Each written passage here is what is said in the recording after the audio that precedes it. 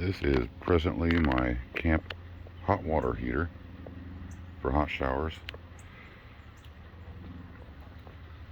USB powered, and this is the hack part. It's a Harbor Freight fluid transfer pump that normally takes D-cell batteries, but if you add a motor controller from Amazon, you can get like 5 for under 10 bucks.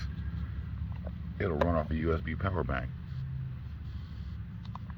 and it's pretty good on battery too. You know, it's saying 94. See the flicker? It's fucking with the display. Anyway, this is it so far. I'm gonna upgrade this needle valve to a ball valve because, let me see, can't really see any right at the moment, but there are bubbles forming.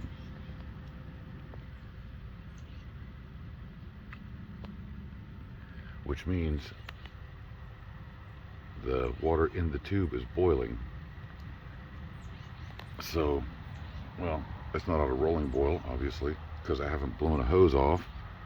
I've got no zip ties at the moment, but with a higher flow valve, I don't believe that would be an issue. Anyway, the long and short of it is modified Harbor Freight transfer pump. Was it half-inch-ish, 5/8 maybe, to 3/8 to 1/4 inch to a check valve to prevent, if it were to boil in the tube, blowing that hose off. Well, if it was going to do that, again, I don't have any zip ties securing anything, so the pressure is not that high. About 20 feet of copper tubing to my present needle valve, which is going to get upgraded to a ball valve. 2 1/4 inch tubing. I need to replace both of these sections of vinyl tubing with silicone. This adapter, not adapter, but male-to-male fitting, is going to be unnecessary if I upgrade the valve. It's unnecessary now, but shoot. Anyway, that's what I got so far. And while you're hacking up your Harbor Freight transfer pump, some pretty good ones on Amazon also.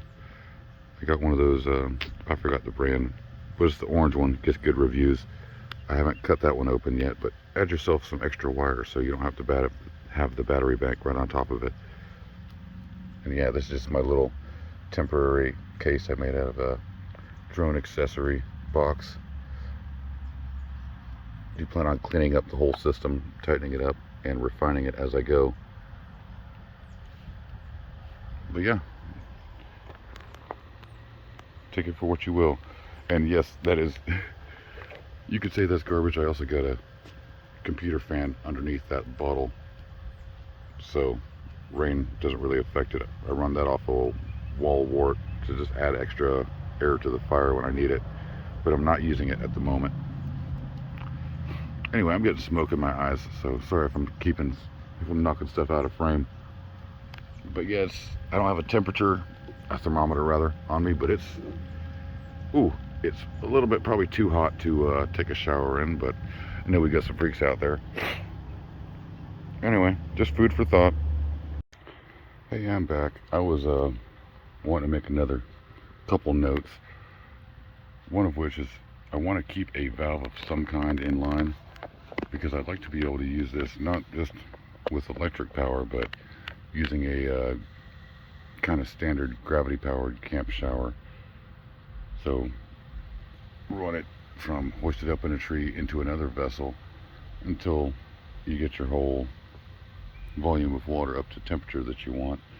So that's why I wanted to keep a valve in line of some kind, just to kind of regulate how fast it flows through the tube. But obviously the needle valve is a restriction.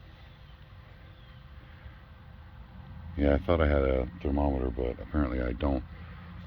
But it's definitely hot enough after, I don't know, 20, maybe 30 minutes.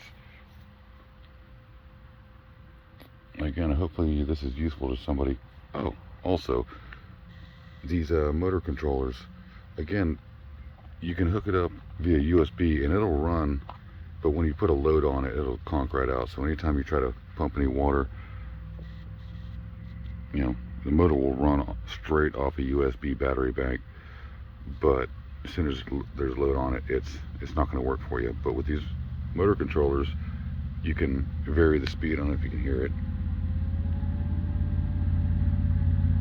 but if you go too high, it will you kind of got to play around with it and find the right flow rate for you, because if you crank it up too high, it'll also cut out. Ramping it up slow, there it went. So then you can just turn it off, turn it back on. So we're flowing again. And this, I want to say that's at least as much as the factory diesel powered pump will pump. And you can vary it to your own liking.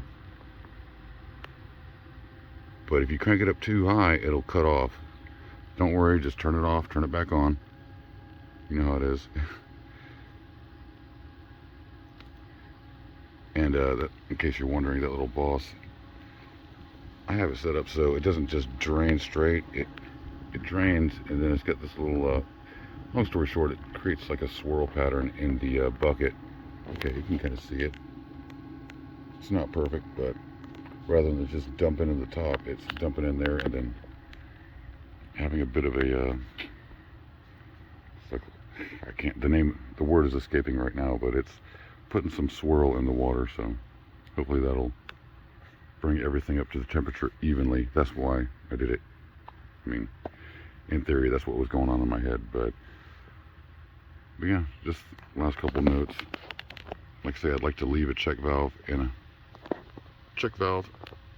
a ball valve, ideally, in case you want to use a similar arrangement with a gravity-powered shower.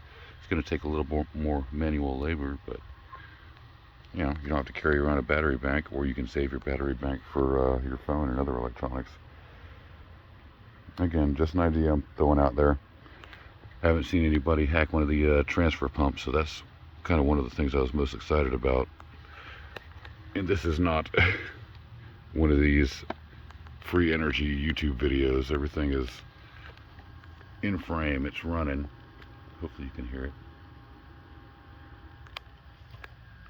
Off a battery bank, and it'll run for a while as long as you have a decent sized battery bank and you don't crank the RPM up too much, because like I said, it'll cut off if you say. That's just something you got to find out for yourself, which particular pump you get and everything.